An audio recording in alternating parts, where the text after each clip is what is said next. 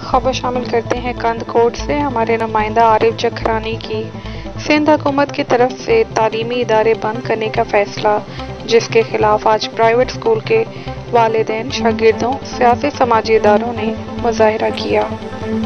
جی ناظرین، آپ دیکھ رہے ہیں سندھ حکومت کی طرف سے ایک بار پھر اسکولوں کو بند کرنے کا فیصلہ کیا ہے، جس کے خلاف آج پورے سندھ کے ساتھ کندکوٹ میں بھی جماعت اسلامی کی طرف سے احتجاجی مظاہرہ کیا گیا ہے، جس میں سیاسی سماجی تنظیموں نے شرکت کی ہے۔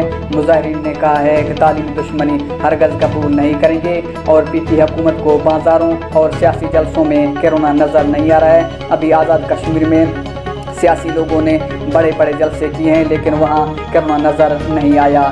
کرونا ہے تو صرف تعلیمی اداروں اور مسجد کے مناروں پہ نظر آ رہا ہے۔ ہم سندھ حکومت سے یہی مطالبہ کرتے ہیں کہ جلد از جلد اسکولوں کو کھولا جائے، ورنہ عوام اسکولوں کا تالا توڑ کے اپنا تعلیم جاری رکھیں گے۔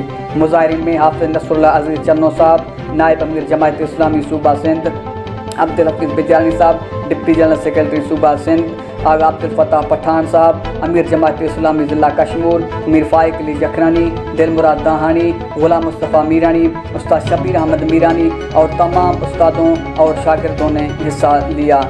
جی